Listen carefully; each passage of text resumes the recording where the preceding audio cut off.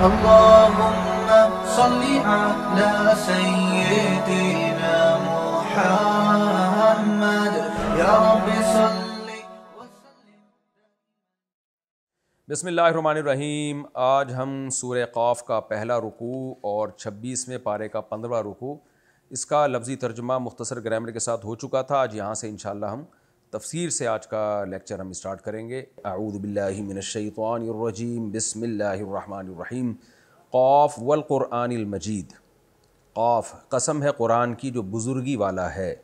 بل عجیبوا ان جاءہم منذر منہم، بلکہ تعجب ہوا ہے ان کو اس بات سے کہ ان کے پاس کوئی ڈرانے والا آیا. منہم انہی میں سے، یعنی قرآن مجید کی قسم کا تقاضا تو یہ تھا کہ قرآن پر ایمان لایا جائے اور اس کی بزرگی کو مانا جائے، لیکن معاملہ الٹا ہو رہا ہے. وہ کیا ہو رہا ہے کہ یہ فضول قسم کے اعتراضات کر کے قرآن مجید کا انکار کر رہے ہیں. انہی فضول اعتراضات میں سے ایک اعتراض یہ بھی ہے کہ جاءہم منذر منہم، انہی میں سے ڈرانے والا آ گیا. انہی کا مطلب انہی کی جنس میں سے، یعنی انسانوں میں سے کوئی خلائی مخلوق آتی، کوئی عجیب سی مخلوق ہوتی جسے دیکھ کے لوگ اچھمبے میں پڑ جاتے تو مان لیتے بھائی کہ یہ اللہ کا پیغمبر ہے. لیکن یہ تو محمد صلی اللہ علیہ وسلم تو بشر ہیں، انسان ہیں. تو اللہ کہتے ہیں انہی میں سے کوئی ڈرانے والا آ گیا. یہ کہہ رہے ہیں بھائی فقال الکافرون ھذا شیء عجیب، کافروں نے کہا یہ تو عجیب چیز ہے بھائی. یعنی اللہ نے اگر کسی کو اپنا میسنجر بنانا تھا تو انسان کو کیوں بنایا؟ حالانکہ اس میں کون سی ایسی اچھمبے کی بات ہے بھائی. اللہ کی مرضی، جس کو چاہے بنائے. اور سورہ بنی اسرائیل میں اللہ نے اس کا جواب بھی دیا کہ لو کان فی الارض ملائکۃ یمشون مطمئنین لنزلنا علیہم من السماء ملکا رسولا، کہ اگر زمین پہ فرشتے رہتے تو ہم فرشتے کوئی پیغمبر بنا کے بھیجتے. دنیا میں بھی آپ دیکھیں نا، جب بھی کوئی سفیر آتے ہیں، جو کسی ملک کے سفیر ہوتے ہیں تو وہ انسان ہی ہوتے ہیں. جنات کو کبھی نہیں ادھار لیا جاتا کہیں کہ بھیجنے کے لیے کہ انسانوں میں جنات جائیں گے بات سمجھانے کے لیے. انسان سے مانوس ہوتا ہے اور اسی کو فالو کرتا ہے. یہ انسان کی نیچر ہے، انسان کی فطرت ہے. تو یہ بھی ایک بڑا اعتراض تھا ان لوگوں کو کہ ہم میں سے ڈرانے والا کیوں آ گیا. امریکہ کا سفیر آئے گا تو وہ انسان ہی ہوگا کیونکہ انسانوں میں بھیجا جا رہا ہے. جاپان کا سفیر آئے گا تو انسان ہی ہوگا کیونکہ انسانوں میں بھیجا جا رہا ہے. تو یہ کیا بات ہے کہ اللہ کسی کو اپنا سفیر بنائے اور وہ سفیر انسان نہ ہو، کوئی اور مخلوق ہو. اذا متنا وکنا ترابا، کیا جب ہم مر گئے اور مٹی ہو گئے. ذالک رجع بعید، یہ لوٹنا تو بہت ہی عقل سے دور ہے. دور ہے یعنی عقل سے بڑا دور ہے. مطلب یہ کہ انہیں دو باتوں پہ تعجب ہو رہا ہے. ایک یہ کہ اللہ نے کسی انسان کو سفیر اور میسنجر کیوں بنایا. نمبر دو، اس پیغمبر کی تعلیمات بھی عقل سے بالا تر ہیں. عجیب عجیب باتیں معاذ اللہ وہ پیغمبر کر رہے ہیں. وہ کیا کہہ رہے ہیں؟ وہ کہہ رہے ہیں مرنے کے بعد تم دوبارہ زندہ ہوگے اور اللہ کے سامنے تمہیں جواب دینا ہوگا. تو کہنے لگے اذا متنا، جب ہم مر گئے اور مٹی ہو کے ختم ہو گئے، یعنی آگے جواب محذوف ہے کہ ابعثنا، تو کیا ہم اس وقت زندہ کیے جائیں گے؟ کیسی بات ہے. یعنی سوال بھی جب ادھورا چھوڑا جاتا ہے نا تو اس کا مقصد ہوتا ہے کہ یہ بہت ہی عجیب بات ہے. ہم بھی جب عام طور پہ بات کر رہے ہوتے ہیں تو بعض دفعہ سوال کر کے اس کو کمپلیٹ نہیں کرتے. بس ہم کہتے ہیں کہ کیا اس سے امید رکھتے ہو، اس سے تمہیں یہ امیدیں ہیں کہ یہ بڑے کارنامے سر انجام دے گا. تو مشرکین نے بھی کیا کہا، اذا متنا وکنا ترابا، بھلا جب ہم مر گئے مٹی ہو گئے. یعنی آگے سب چیزیں محذوف ہیں. یعنی بھلا جب ہم مر گئے مٹی ہو گئے تو اس کے بعد تو کچھ رہا ہی نہیں نا. تو یہ محمد صلی اللہ علیہ وسلم کیسی باتیں کر رہے ہیں. ذالک رجع بعید، یہ لوٹنا بہت ہی بعید ہے، یعنی امکان سے بہت بعید ہے، یہ پاسبل ہی نہیں ہے. اللہ آگے جواب دیتے ہیں قد علمنا ما تنقص الارض منہم. کیوں بھائی عقل سے بعید کیوں ہے؟ اللہ کہتے ہیں ہم جانتے ہیں زمین نقص یعنی کمی کرتی ہے منہم، ان لوگوں میں سے. ہم جب مر کے مٹی ہو جاتے ہیں تو زمین جتنا حصہ کھا کے ختم کرتی ہے. اللہ کہتے ہیں ہمیں سب معلوم ہے. وعندنا کتاب حفیظ، اور ہم نے پہلے سے ایک کتاب میں بھی یہ چیزیں لکھی ہوئی ہیں. ہمارے پاس ایک کتاب ہے جسے لوح محفوظ کہا جاتا ہے، تو وہ حفاظت کرنے والی ہے.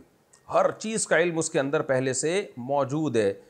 تو یہ تم اپنی عقل کے لحاظ سے سوچ رہے ہو کہ ہمارا حساب و کتاب کون رکھے گا، کون سا ذرہ فنا ہو کے کہاں چلا گیا، کس کنڈیشن میں چینج ہوا ہے، یہ تو تم اپنے حساب سے سوچ رہے ہو، ہم نے تو یہ سب چیزیں پہلے سے لکھ رکھی ہیں۔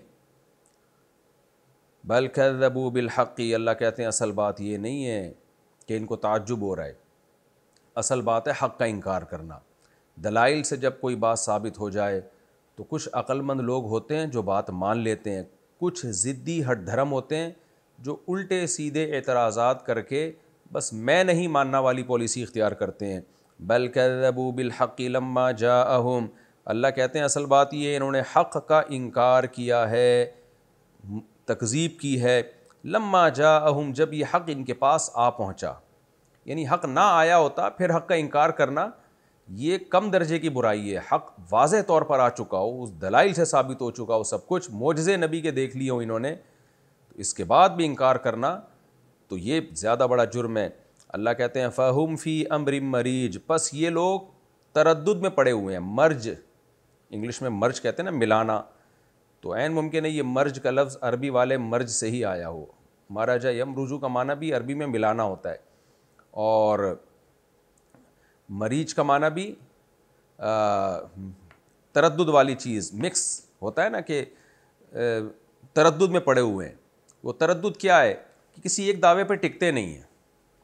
جو باطل لوگ ہوتے ہیں نا، وہ ان کا بھی ایک دعویٰ نہیں ہوتا، کوئی کچھ کر رہا ہوتا ہے، کوئی کچھ کہہ رہا ہوتا ہے۔ جیسے منکرین حدیث ہے نا، پرویزی فرقہ، آپ ان کے دعوے سنیں، کبھی کہتے ہیں حدیث حجت نہیں ہے، کبھی کہتے ہیں حدیث حجت تو ہے لیکن جن ذرائع کے ذریعے ہم تک پہنچی ہے وہ ذرائع ٹھیک نہیں ہیں، کبھی کہتے ہیں حدیث حجت بھی ہے اور جن ذرائع سے ہم تک پہنچی وہ ذرائع بھی معتبر ہیں، لیکن نبی کی باتوں کو نبی کے دور میں تو مانا جائے گا، نبی کے بعد نہیں مانا جائے گا۔ یہ ایک ہی شخص کے متضاد دعوے ہیں، آپ ان کی کتابوں میں آپ اٹھا کے دیکھیں تو اس سے صاف پتہ چلتا ہے کہ ان لوگوں کا مقصد کسی ایک نظریے کو پروموٹ کرنا نہیں ہے، ان کا مقصد صرف اور صرف مسلمانوں میں فرقہ واریت پیدا کرنا ہے۔ تو ہر باطل کی عادت ہوتی ہے کہ وہ کسی ایک دعوے پہ ٹکتا نہیں ہے، کیونکہ اس کا مقصد وہ دعویٰ نہیں ہوتا، اس کا مقصد تو ہوتا ہے اہل حق کو باطل قرار دینا۔ تو اللہ کہتے ہیں یہ بھی تردد میں پڑے ہوئے ہیں، کبھی کہتے ہیں نبی صلی اللہ علیہ وسلم مجنون ہے، کبھی کہتے ہیں معاذ اللہ دیوانے ہیں، کبھی کہتے ہیں کہ شاعر ہیں، کبھی کہتے ہیں کہ بھئی معاذ اللہ کوئی دنیا کی کوئی لالچ ہے آپ کے دل میں، کوئی ایک بات نہیں ہے ان کی، تردد میں پڑے ہوئے ہیں۔ کبھی کہتے ہیں، اچھا ان کے دل میں خود شک بھی پیدا ہوتا ہے کہ کوئی کہتا ہے قیامت آئے گی، کوئی کہتا ہے نہیں آئے گی، کوئی کہتا ہے آئے گی لیکن ہمیں یہ جو ہمارے بت ہیں نا یہ بخشوا لیں گے، بیسیوں قسم کے ان کے نظریات ہیں۔ افلم ينظروا الى السماء فوقهم كيف بنيناها، اللہ اپنی قدرت کے دلائل دینے پہ آتے ہیں، کتنا مزہ آتا ہے۔ ارے کیا دیکھتے نہیں آسمان کی طرف، فوقهم جو ان سے اوپر ہے، كيف بنيناها کیسا ہم نے اس کو بنایا ہے، وزیناها اور ہم نے کیسا مزین کر دیا اس کو، وما لها من فروج اور نہیں ہے ان آسمان میں کوئی شگاف، فرج کہتے ہیں پھٹن کو، کہیں بھی کوئی فرج ہو نا، فرج کا مطلب ایک تو ہے فرج را کے زبر کے ساتھ، فرج خوشی کو کہتے ہیں، کشادگی، وسعت، حتی جاءہ الفرج یہاں تک کہ اس کے پاس خوشی آ گئی، اور ایک ہوتا ہے فرج، فرج کا معنی ہوتا ہے کشادگی، کہیں بھی دراڑ ہو نا تو اس کو فرج کہا جاتا ہے۔ تو اللہ کہتے ہیں فروج اس کی جمع ہے، آسمان میں کوئی دراڑیں نہیں ہیں۔ تو اللہ کہتے ہیں میری قدرت کو دیکھو، یہاں ینظرو کا مطلب نظر سے دیکھنا نہیں ہے، بلکہ ینظرو عربی میں رؤیت اور نظر یہ دونوں غور و فکر کے معنی میں کثرت سے استعمال ہوتے ہیں۔ حالانکہ ہم نے اپنی آنکھوں سے وہ چیز نہیں دیکھی ہوتی، پھر بھی یوں کہا جاتا ہے کہ غور کرو اس میں اور یہ فکر کرو۔ اس کی مثال ایسے جیسے قرآن کریم میں سورہ نوح میں اللہ تعالیٰ کا ارشاد ہے، الم تروا کیف خلق اللہ سبع سماوات طباقا، کیا تم نے دیکھا نہیں کہ اللہ نے کیسے 7 مضبوط آسمان پیدا کیے، بنائے ہیں۔ اب ظاہر ہے ہم نے میں سے تو کسی نے نہیں بھی دیکھا، اور مشرکین مکہ نے بھی کسی نے نہیں دیکھا تھا 7 مضبوط آسمان، آج تک انسانوں نے کسی نے بھی نہیں دیکھے۔ لیکن چونکہ یہ بات آسمانی کتابوں سے اور پچھلی وحی سے جو جن کو مشرکین مکہ بھی مانتے تھے، ابراہیم علیہ السلام کو تو وہ بھی مانتے تھے، تو یہ تواتر سے یہ بات آدم علیہ السلام سے لے کے چلی آ رہی تھی کہ آسمان 7 ہیں اور مضبوط ہیں اور جن میں کوئی شگاف نہیں ہے اور مضبوط چھت کی طرح ہے، ویسے اللہ نے کائنات کو 7 خولوں میں بند کیا ہوا ہے۔ تو اس لیے اللہ نے فرمایا کہ تمہیں چونکہ معلوم ہے تو الم ترو، تو کیا دیکھتے نہیں؟ تو دیکھتے نہیں کا مطلب یہ نہیں کہ آنکھوں سے نہیں دیکھتے، مطلب یہ کہ تمہیں یقین تو ہے نا، تو اس بارے میں غور کیوں نہیں کرتے؟ اس کی مثال ایسے ہے جیسے کوئی بھی ہمارے پاس آیا اور ہم اس کو سمجھا رہے ہیں کہ وہ فلاں بڑا طاقتور ہے، تو ہم کہتے ہیں تم دیکھتے نہیں کہ فلاں نے کیا کیا کارنامے سر انجام دیے ہیں، حالانکہ ہم نے نہیں دیکھے ہوتے، لیکن ہمارے پاس علم ہوتا ہے، تو علم کو بھی دیکھنے سے تعبیر کیا جاتا ہے۔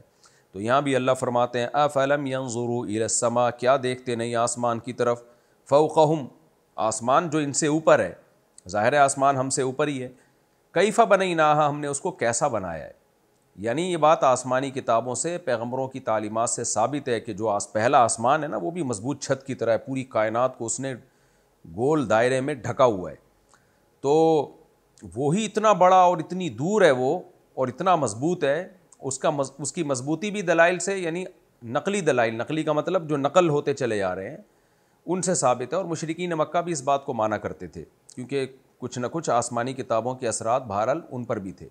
تبھی آپ دیکھیں اسلام سے پہلے بھی غسل جنابت کا رواج تھا مشرکین مکہ میں، تو یہ غسل جنابت ان میں کہاں سے آیا؟ یہ ابراہیم علیہ السلام کی تعلیمات سے آیا ان کے اندر۔ تو اللہ فرماتے ہیں افلم ينظروا الى السماء، اللہ کی قدرت کے دلائل دیکھو، آسمان کو دیکھو کیسا بنایا، وزیناها، اور ہم نے اس کو مزین کیا۔ اب یہ جو ستارے ہیں ہمارے لیے تو اس کی وجہ سے آسمان مزین ہی ہے، تو ہمارے لحاظ سے اللہ نے فرمایا دیکھو ان ستاروں کے ذریعے میں نے کیسا اس کو مزین کیا۔ خود ستاروں کا وجود ایک اللہ کی قدرت کی بہت بڑی دلیل ہے۔ آج جب اس کائنات کے رازوں سے پردے اٹھائے گئے ہیں تو اس کائنات کی وسعتیں، اس میں خوبصورت کہکشائیں، ایک ایک کہکشاں میں اربوں کھربوں ستارے، اور پھر ان کھربوں ستاروں پر مشتمل ایک کہکشاں اور اس جیسی کروڑوں اربوں کہکشائیں، تو یہ خود ایک عجیب اللہ کی قدرت کی دلیل ہے۔ تو جو رب اتنا کچھ کر سکتا ہے، اللہ کہتے ہیں وہ مردوں کو دوبارہ کیوں زندہ نہیں کر سکتا؟ اس میں کون سی تعجب کی بات ہے؟ وَالْأَرْضَ مَدَدْنَاهَا، اور زمین کو دیکھو ہم نے اس زمین کو پھیلا دیا، وَأَلْقَيْنَا فِيهَا رَوَاسِي، اور ہم نے اس میں پہاڑ ڈال دیے اس کے بیلنس کو برقرار رکھنے کے لیے، وَأَنبَتْنَا فِيهَا مِن كُلِّ زَوْجٍ بَهِيجٍ، اور ہم نے پیدا کی اس زمین کے اندر ہر طرح کی انواع، زوج کا مطلب قسمیں، بہیج خوشنما، جنگلوں میں جا کے دیکھیں آپ، پھولوں کو دیکھیں، پھلوں کو دیکھیں، کھیتیوں کو، لہلہاتی کھیتیوں کو اور خوبصورت جنگلوں کو دیکھیں، کیسے خوشنما باغات اور خوشنما قسمیں اللہ نے مٹی اور پانی کے ملاپ سے پیدا کر دی۔ تبصرتاً، اللہ کہتے ہیں یہ عبرت کے لیے، بصیرت کے لیے ہے یہ سب چیزیں، یہ صرف اس لیے نہیں ہے کہ ان پہ تحقیقات کر کے سائنسی ترقی کرتے رہو۔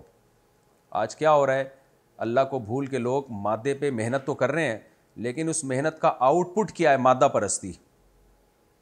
جس نے بنایا ہے یہ مادہ، تو ایک دفعہ بھی اس بنائے ہوئے کی تعریف میں ان کی زبان سے کوئی جملہ نہیں نکلتا کہ سبحان اللہ کہہ دیں، کیا خوب بنایا ہے میرے رب نے۔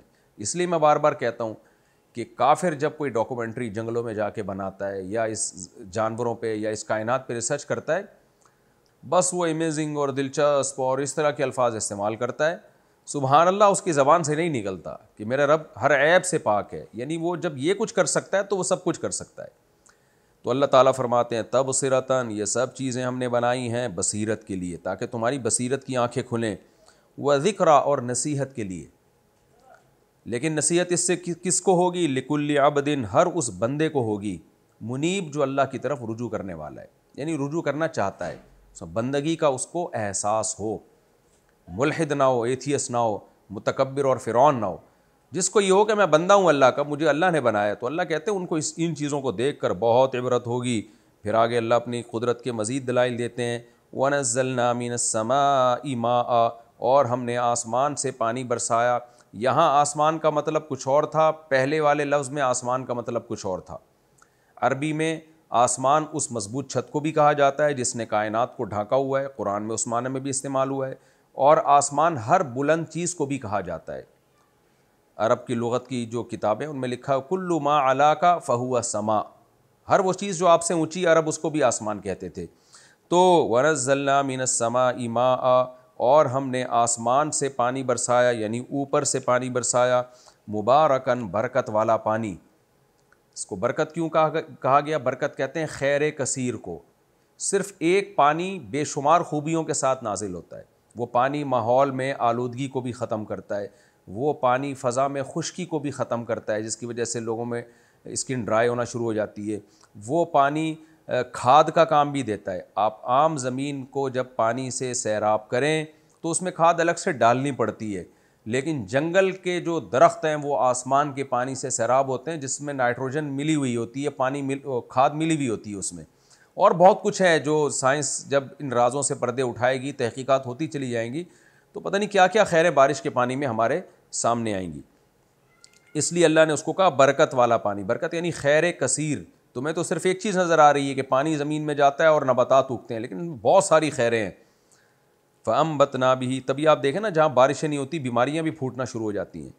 فَأَنبَتْنَا بِهِ, اور اس پانی کے ذریعے ہم نے اگایا جناتٍ, گھنے باغات, وحب الحصید, حب کہتے ہیں دانے کو, جیسے چنے کی دال, ماش کی دال, اور جتنے بھی لوبیا, جتنے بھی اناج ہے نا جو انسان کی بیسک خوراک ہے. کیٹو ڈائٹ کے نام سے آج کل لوگوں سے یہ اناج غلہ ہی چھڑوا رہے ہیں ڈاکٹر. میں جہاں بھی دنیا میں گیا ہوں نا, وہ تو مجھے باہر کے ڈاکٹروں نے کہا ہے کہ یہ ایک پرانا منجن تھا جو امریکہ اور یورپ میں بڑا چلا ہے, اب وہاں سے ختم ہو گیا, اب پاکستان میں آیا. یہ کچھ فائدے ہوں گے, بہرحال یہ میرا ٹاپک نہیں ہے, لیکن بالکل ہی اس طرح اپنی زندگی کو نیچرل خوراک سے ہٹا کے خالی گوشت پہ ہی لے آنا, یہ عین ممکن ہے اس کے کل بہت خطرناک سائیڈ ایفیکٹ آپ کے سامنے آئے. تو اس لیے اعتدال سے چلنا چاہیے, کیونکہ کیٹو ڈائٹ کے نام سے نا بہت زیادہ آج کل بہت زیادہ اس کو پروموٹ کیا جا رہا ہے. خیر, تو اللہ بلا وجہ تھوڑی دانوں کا, اناج کا ذکر کرتے ہیں, اس لیے کہ اناج انسان کی بنیادی خوراکوں میں سے. آپ گندم نہیں کھائیں, جو کھا لیں, مکئی کھا لیں, لیکن آپ کو بہرحال اناج کھانا پڑے گا, چاہے تھوڑی مقدار میں کھائیں. تو بالکل چھوڑ دینا کسی بھی لحاظ سے ٹھیک نہیں ہے. تو اللہ فرماتے ہیں حب الحصید, حب کہتے ہیں دانے کو, لوبیا ہے, دالیں ہیں, جتنی بھی یہ سب جو دانے والی چیزیں ہوتی ہیں. اور الحصید کہتے ہیں, حصید کا حسد یحسد کا معنی ہوتا ہے کھیتی کا کاٹنا. تو حصید کٹی ہوئی کھیتی کو کہتے ہیں. تو چونکہ ہر کھیتی نے بعد میں کٹنا ہی ہوتا ہے, اس کو اصطلاح میں کہتے ہیں ما یعولو الیہ کے اعتبار سے بھی کسی پر کسی لفظ کا اطلاق کر دیا جاتا ہے, جبکہ ابھی وہ ایسا نہیں ہے. تو کھیتی جو ہے کیونکہ بعد میں کٹے گی, اس لیے لہلہاتی ہوئی کھیتیوں کو بھی حصید کہا جاتا ہے. تو یہاں حب الحصید کا مطلب ہوگا جو کھیتیاں ہیں ان کے دانے جن کو بعد میں کاٹا جاتا ہے. پہلے تو وہ کھیتی کی شکل میں ہی ہوتے ہیں نا. تو اللہ کہتے ہیں یہ دیکھو کھیتیوں میں جو اناج ہے یہ بھی ہم نے اسی پانی سے پیدا کیا. اسی پانی سے لوبیا پیدا ہو رہا ہے, اسی پانی سے چنے کی دال پیدا ہو رہی ہے, اسی پانی سے مسور کی دال پیدا ہو رہی ہے, اسی پانی سے مکئی کا بھٹا پیدا ہو رہا ہے, اسی پانی سے کیا کچھ نہیں پیدا ہو رہا, جو پیدا ہو رہی ہے اسی پانی سے. تو یہ پانی ہے جس سے اللہ کی یہ قدرت کے جو ہے کرشمے ہمیں نظر آ رہے ہیں.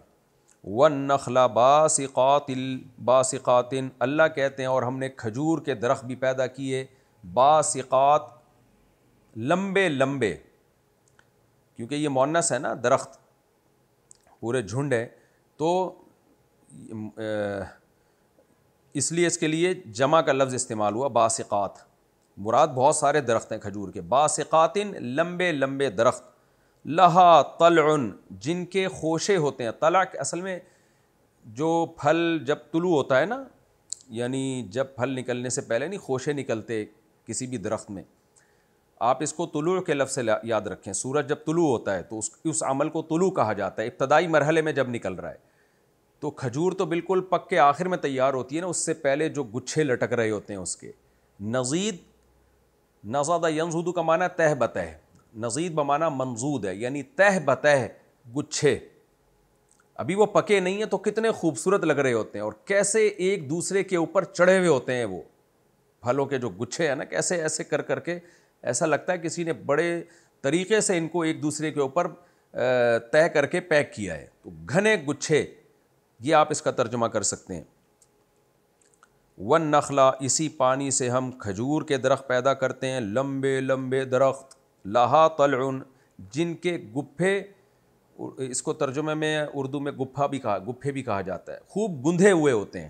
گندھے ہوئے کا مطلب ایک دوسرے کے اوپر یعنی بہت ہی گھنے ہوتے ہیں, کثرت بہت زیادہ ہوتی ہے ان کی, اس لیے اس کو گچھے یعنی گھنے ہوئے گچھوں سے تعبیر کیا گیا. تو اس کا ہم آسان ترجمہ کیا کریں گے؟ اب چونکہ اردو میں تو یہ الفاظ ہی آج کل استعمال نہیں ہو رہے. تو والنخل باسقات لہا، اور کھجور کے لمبے لمبے درخت جن کے گپھے خوب گھنے ہوتے ہیں، آپ یوں ترجمہ کر سکتے ہیں.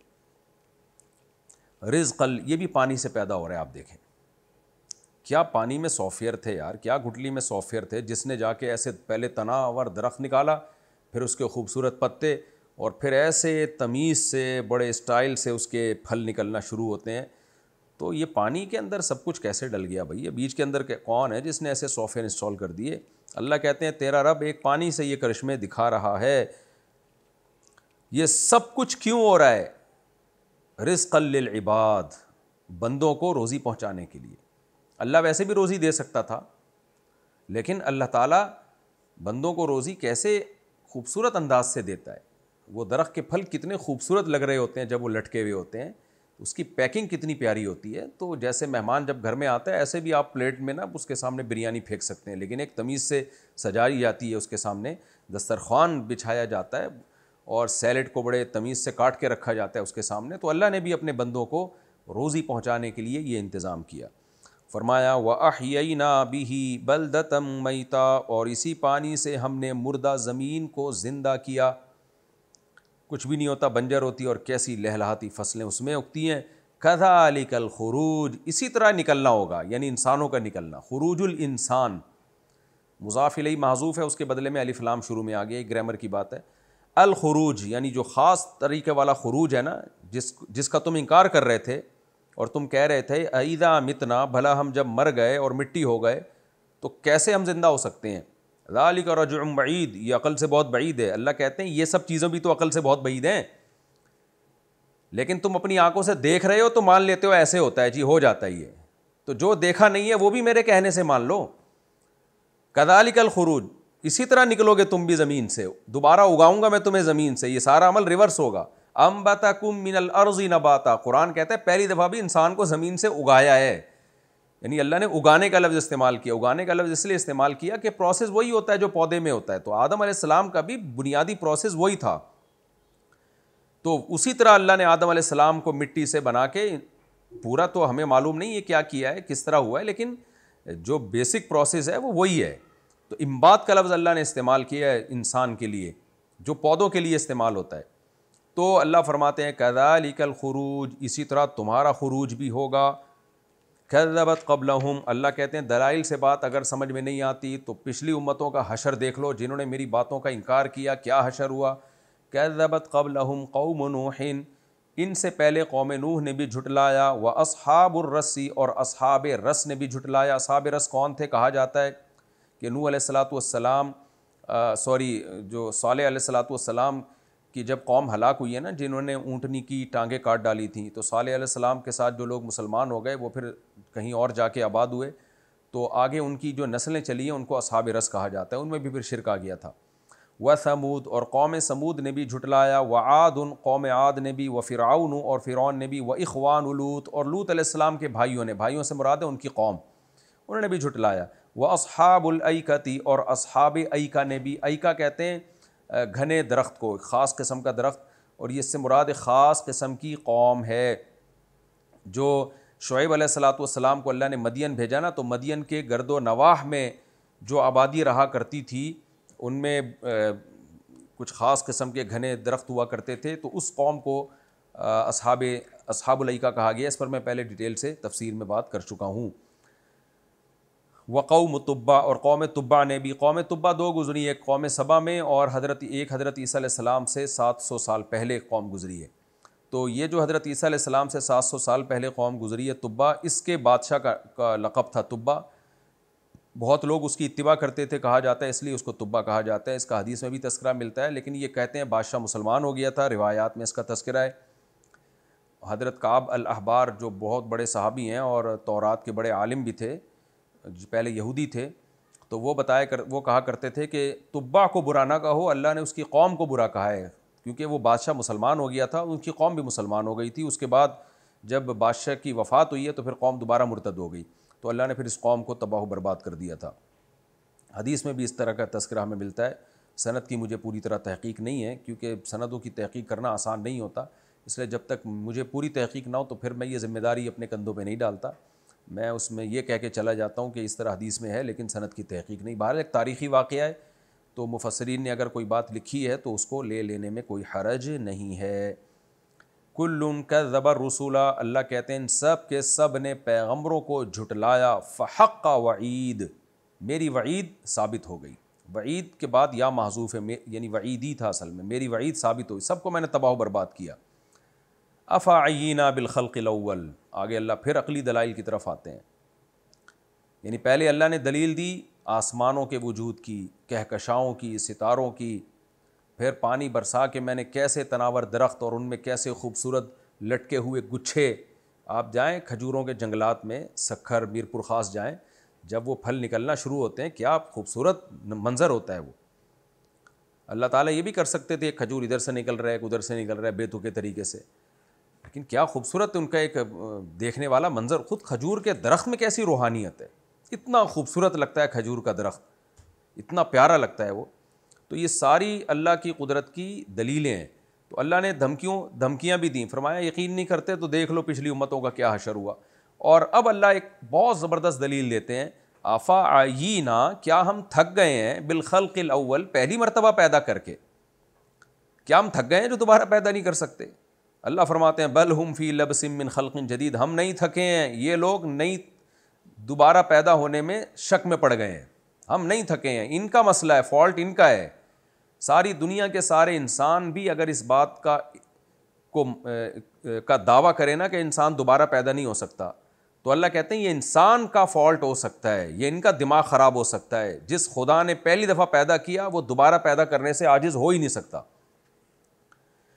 تو یہ رکوع الحمدللہ ہمارا کمپلیٹ ہو گیا. یہ چونکہ مکی صورتیں ہیں نا تو اس لیے ان میں زیادہ تر آخرت کی باتیں اور توحید کے دلائل ہی زیادہ. ہم دوسرے رکوع کی طرف چلتے ہیں.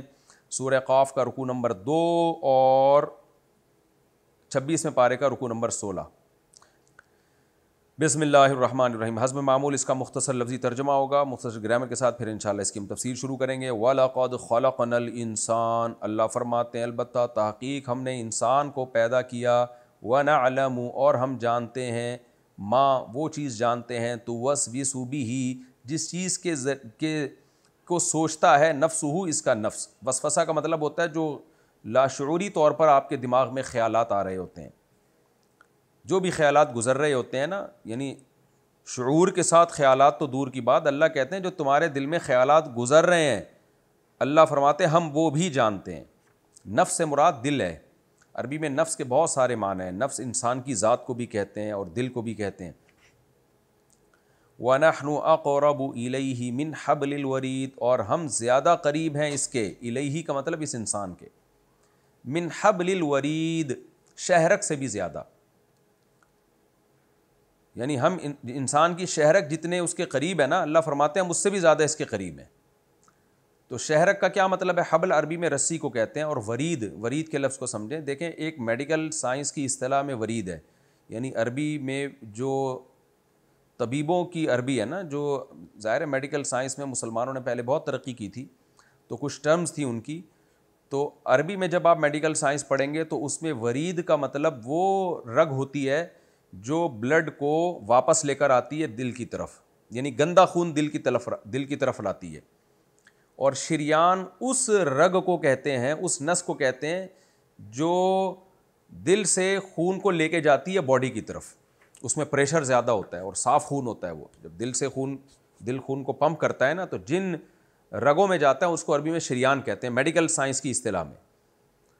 اور جو خون واپس آتا ہے وہ ان کو ورید کہا جاتا ہے. بلڈ ہمارا سرکولیٹ کرتا ہے نا، تو اوپر ہمارے جو نسیں ہوتی ہیں یہ وریدیں ہوتی ہیں. ان میں خون یعنی ان میں جو خون ہے وہ دل کی طرف جا رہا ہوتا ہے، اور اندر ہمارے شریانیں ہوتی ہیں جن میں خون باڈی کی طرف جا رہا ہوتا ہے. یعنی دل جب پمپ کر کے زور سے پریشر سے خون مارتا ہے نا، تو وہ شریانوں میں جاتا ہے اور پھر وریدوں سے واپس آتا ہے. لیکن قدیم جو عربی تھی اس میں ورید مطلق رگ کو کہتے تھے. جس کی جمع اوردہ آتی ہے. مطلق رگ کا مطلب جو بھی جسم ہماری باڈی میں رگیں ہیں نا, چاہے ان میں خون آ رہا ہے جا رہا ہے, اس سے کوئی غرض نہیں, وہ سب رگیں ورید ہی کہلاتی تھی. تو حبل عربی میں رسی کو کہتے ہیں. تو یہ اضافت بیانیہ کہلاتی ہے کہ حبل الورید کا مطلب وہ حبل جو کہ ورید ہے. یعنی اللہ نے پہلے رسی کا لفظ استعمال کیا, پھر بتا دیا رسی سے ہماری مراد انسان کی باڈی کے اندر جو وریدیں ہیں وہ مراد ہے ہماری. تو یہ لفظی مطلب ہوگا. تو اور یہاں کون سی رگ مراد ہے؟ یہاں مفسرین کہتے ہیں کہ یہ عرب میں یعنی ایک محاورہ تھا نا کہ جب بھی کسی کو کہتے تھے نا ہم تمہارے زیادہ قریب ہیں, تو رگ جان سے زیادہ قریب ہیں. تو رگ جان انسان کے سب سے زیادہ قریب اس لیے اس کو کہا جاتا ہے کہ اس کے کٹتے ہی باڈی سے خون نکلتا ہے. تو باڈی جو ہے نا فوراً جب ہم جانور جیسے ذبح کرتے ہیں تو اس کی یہ حبل الورید ہی کاٹتے ہیں ہم. اس کو عربی میں آج کل ودج کہا جاتا ہے اور اس کی جمع اوداج. یعنی اصل میں 2 شریانے ہیں جن کو ورید کہا گیا ہے قرآن میں. ویسے تو ورید مطلق رگ کو کہتے ہیں, لیکن یہاں 2 جو شریانے ہیں جو دل سے خون لے کے جاتی ہیں اوپر کی طرف, تو ان شریانوں کو ورید سے تعبیر کیا گیا ہے کیونکہ ان کے کٹتے ہی انسان کی جان ہلاک ہو جاتی ہے. تو یہ رگ جان.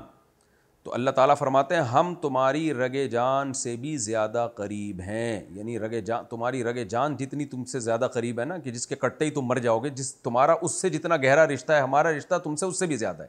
تو اصل میں یہ محاورہ ہے, کنایا ہے, ورنہ تو اللہ تعالیٰ اپنی ذات کے لحاظ سے عرش پر ہے, علم اور قدرت کے لحاظ سے اللہ ہر جگہ موجود ہے. تو اللہ کو جو ہمارے بارے میں علم ہے اور ہم سے جو اللہ ہمارے بارے میں جانتا ہے, جتنا کلوز ہے, وہ اتنا کلوز ہم سے ہماری رگ جان بھی نہیں ہے.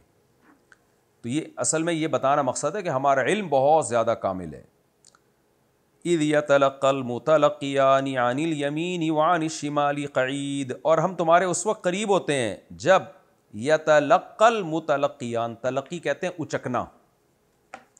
دیکھیں لقی یا یلقا کا معنی ملنا اور تلقی کا معنی اچکنا کسی چیز کو. باب تفاعل ہے اصل میں تھا تلقیون پڑھا جاتا ہے, تلقیون پھر تلقی پڑھا جاتا ہے اس کو. تو یہ لفظ فقہ کی اصطلاح میں بھی بہت استعمال ہوتا ہے کہ اس حدیث کو تلقی بالقبول تھی صحابہ کے دور میں, تابعین کے دور میں. احناف کا یہ اصول ہے کہ جو حدیث صحابہ کے دور میں اس کو تلقی بالقبول حاصل ہو جائے, یعنی سب نے لے لیا اس کو, تو اگرچہ وہ خبر واحد ہو لیکن اس کی ویلیو دوسری حدیثوں سے زیادہ ہوتی ہے. ہر فقیہ کا اپنا اصول ہوتا ہے.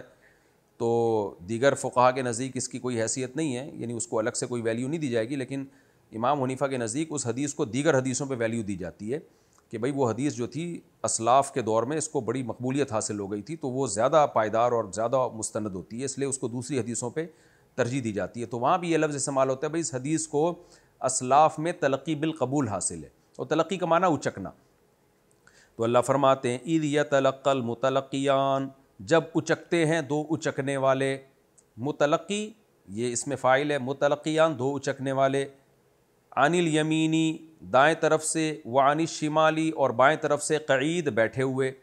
قعید کا لفظ واحد کا صیغہ ہے لیکن یہ تثنیہ اور جمع کے لیے بھی استعمال ہوتا ہے, عربی میں فعیل کا لفظ. تو اصل میں تو ہونا چاہیے قعیدان, 2 اچکنے والے جب دائیں اور بائیں طرف سے بیٹھے ہوئے اس کو اچکتے ہیں, اس کو نہیں یعنی اس کی بات کو اچکتے ہیں, تو اللہ اس وقت تمہاری شہرک سے بھی زیادہ قریب ہوتا ہے. تو مطلب یہ ہوا کہ یہ فرشتے جتنا تمہاری بات کو لے رہے ہیں نا, یہ تو اللہ نے ایک انتظام کیا ہے, لیکن ہمارا علم ان سے بھی زیادہ کامل ہے. ما یلفظ من قول, لفظ یلفظ کا معنی عربی میں ہوتا ہے کسی چیز کو پھینکنا, جیسے کنکر جب آپ پھینکتے ہو نا تو اس کے لیے بھی لفظ یلفظ لفظاً کا لفظ استعمال ہوتا ہے, لیکن ہم جو زبان سے بات نکال رہے ہوتے ہیں تو وہ بھی گویا کہ نکل کے آگے جا رہی ہوتی ہے, اس لیے اس کو بھی لفظ کہا جاتا ہے. تو ما یلفظ من قول, جو بھی لفظ یہ زبان سے نکالتا ہے, ما یلفظ نہیں نکالتا, یہ ما نافی ہے, نہیں نکالتا یہ زبان سے کوئی کلمہ, الا لدیہ لیکن اس کے سامنے ہوتا ہے, رقیب ایک طاق لگانے والا, عتید ہر وقت تیار, ایک طاق لگانے والا ہر وقت تیار بیٹھا ہوا ہوتا ہے اس کی بات کو لینے کے لیے. وجاءت سکرۃ الموت بالحق, آ گئی موت کی سختی حق کے ساتھ. حق کے ساتھ کا مطلب جس نے آنا ہی تھا, موت کی سختی آ گئی حق کے ساتھ, یعنی جو کہ آ کے ہی رہنی تھی. ذالک ما کنت منہ تحید، یہ وہ چیز ہے تھا تو جس سے تحید اعراض کرنے والا. حادہ عنہ کا معنی ہوتا ہے اعراض کرنا. ان جب اس کے ساتھ لگا ہوا ہو نا، اس کا معنی منہ پھیرنا، اعراض کرنا. ذالک ما کنت، یہ ہے وہ چیز کنت منہ تحید جس سے تو اعراض کیا کرتا تھا. ونفخ فی الصور، اور سور میں بھی پھونک دیا گیا. ذالک یوم الوعید، یہ ہے وعید والا دن. وجاءت کل نفس، اور آیا ہر نفس، معہا ہے اس کے ساتھ، سائق ایک ہانکنے والا، وشہید اور ایک گواہ. یعنی دو فرشتے ہوں گے، ایک اس کو ہانک کے لے جا رہا ہوگا اور ایک گواہ ہوگا جو اس کے اعمال پہ گواہی دے گا. تفسیر میں انشاءاللہ ڈیٹیل آئے گی. لقد کنت فی غفلۃ من ھذا، تھا تو ان باتوں سے غفلت میں. یہ جو موت کی سختی اب مرتے ہوئے تیرے اوپر آ رہی ہے اور آگے حساب و کتاب ہو رہا ہے، اللہ خطاب کر کے کہیں گے تو سب ان باتوں سے غافل تھا. فکشفنا عنک غطاءک، پس دور کر دیا ہم نے تجھ سے تیرا پردہ. غطاء ڈھکن کو بھی کہتے ہیں، غلاف کو بھی کہتے ہیں، یعنی تیری آنکھوں پہ جو پردے پڑے ہوئے تھے نا، آج ہم نے تجھ سے وہ دور کر دیے ہیں. فبصرک، بصر نگاہ کو کہتے ہیں. فبصرک، تیری بصر، الیوم، آج کے دن، حدید، بہت تیز ہے. حدید لوہے کو بھی کہتے ہیں، دھار والی چیز کو بھی کہتے ہیں. آج تو تیز دھار کی طرح جو ہے نا تیری نگاہیں تیز ہو چکی ہیں، سب نظر آ رہا ہے تجھے. وقال قرینہ، اور کہے گا اس انسان کا قرین. قرین سے مراد جو بھی ساتھ رہتا ہے، تفسیر میں آئے گی انشاءاللہ. بعض جگہ قرین سے مراد شیطان ہے، بعض دفعہ جگہ قرین سے مراد ہے فرشتہ. یہاں مراد ہے فرشتہ جو حساب و کتاب پیش کرے گا. وقال قرینہ، اور اس کا قرین جو اس کے ساتھ ملا ہوا ہوگا وہ کہے گا ھذا ما لدی، یہ ہے وہ چیز، لدی جو میرے سامنے ہے، عتید، تیار. یعنی یہ تیرا اعمال نامہ میرے سامنے تیار رکھا ہوا ہے، جو ساری زندگی میں تیرا اعمال نامہ لکھتا رہوں نا.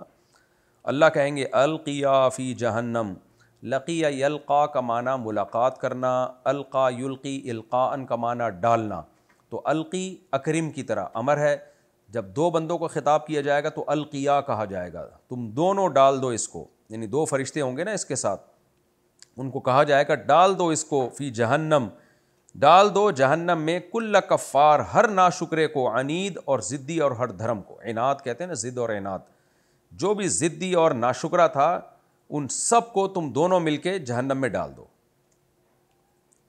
یعنی ہر انسان پہ دو دو فرشتے ہوں گے جو اس کو جہنم میں گھسیٹیں گے، یعنی کم سے کم دو فرشتے ہوں گے. اور بعض نے کہا یا القیا جو ہے نا، یہ اصل میں خطاب ایک فرشتے کو ہے، لیکن القین تھا اصل میں، نون تاکید. جیسے اضربن، ضرور مار تو اس کو، تو وہ نون کو الف سے لکھا گیا ہے خلاف قیاس. جو یہ پھر اگر یہ معنی لیا جائے تو یہ بھی پھر عربی گرامر کے عام قاعدوں سے، جو کتابت کے عام قاعدے ہیں اس سے ہٹ کر ہوگا. عام طور پر نون کو نون کے ساتھ لکھا جاتا ہے، لیکن یہاں الف کے ساتھ لکھا گیا ہے. تو القیا تھا اصل میں القین، ضرور ڈال دو تم اس کو، فی جہنم، جہنم میں. کس کو ڈال دو؟ کل کفار عنید، ہر ناشکرے کو جو ضدی اور ہٹ دھرم ہے. مناع للخیر، خیر سے روکنے والا. معنی کا معنی روکنے والا، مناع یعنی مبالغہ اس میں، بہت زیادہ روکنے والا خیر سے. معتدن، حد سے تجاوز کرنے والا، اعتداء سے نکلا یہ لفظ. مریب، شک میں ڈالنے والا، یعنی خود بھی تردد میں تھا، دوسروں کو بھی صحیح راستے سے تردد میں ڈالتا تھا. الذی جعل مع اللہ الہا آخر، یہ وہ ہے جس نے اللہ کے ساتھ دوسرے کو معبود بنایا تھا. فالقیاہ، پس تم دونوں ڈال دو اس کو، فی العذاب الشدید، سخت عذاب میں. قال قرینہ، کہے گا اس کا قرین، یہاں قرین سے مراد شیطان ہے، وہ بھی دنیا میں ساتھ رہتا ہے نا. وہ کہے گا ربنا ما اطغیتہ، اے میرے رب، اے ہمارے رب، میں نے اس کو گمراہ نہیں کیا، طغیان سے نکلا ہے، میں نے اس کو سرکش نہیں بنایا. ما اطغیتہ ولکن کانا، لیکن تھا یہ، فی ضلال بعید، دور کی گمراہی میں. دور سے مراد حق سے بہت دور کی گمراہی میں خود ہی پڑا ہوا تھا یہ. قال لا تختصموا لدی، اللہ کہیں گے جھگڑا مت کرو میرے سامنے. یعنی شیطان اور انسان سب مل کے میرے سامنے جھگڑا نہ کرو جو ایک دوسرے پہ بلی ڈال رہے ہو. وقد قدمت الیکم، تحقیق میں بھیج چکا تھا پہلے ہی تمہاری طرف، بالوعید، وعید کو بھیج چکا ہوں میں، پہلے میں سب باتوں سے ڈرا چکا ہوں میں تم کو. ما یبدل القول لدی، نہیں تبدیل ہوگی بات میرے سامنے. جو بات میں پہلے کر چکا ہوں کہ کافر اور مشرک کے لیے جہنم ہی ہے، آج وہ چینج نہیں ہو سکتی. اور یہ بھی بات میں کر چکا تھا نا کہ شیطان بھی جہنم میں جائے گا تمہارے ساتھ، اب یہ بات چینج نہیں ہوگی. وما انا بظلام للعبید، اور میں اپنے بندوں پر ظلم کرنے والا نہیں ہوں. عبید عبد کی جمع ہے کہ ذرا بھی ظلم کرنے والا نہیں ہوں. یہ ہمارا رکوع الحمدللہ لفظی ترجمہ ہو گیا. اگلے ایپیسوڈ میں ہم انشاءاللہ سورہ قاف کا رکوع نمبر 2 اور 26ویں پارے کا رکوع نمبر 16 اس کی تفسیر سے ہم انشاءاللہ شروع کریں گے. اللہ تعالیٰ سمجھنے کی، عمل کی توفیق عطا فرمائے. وما علینا الا البلاغ.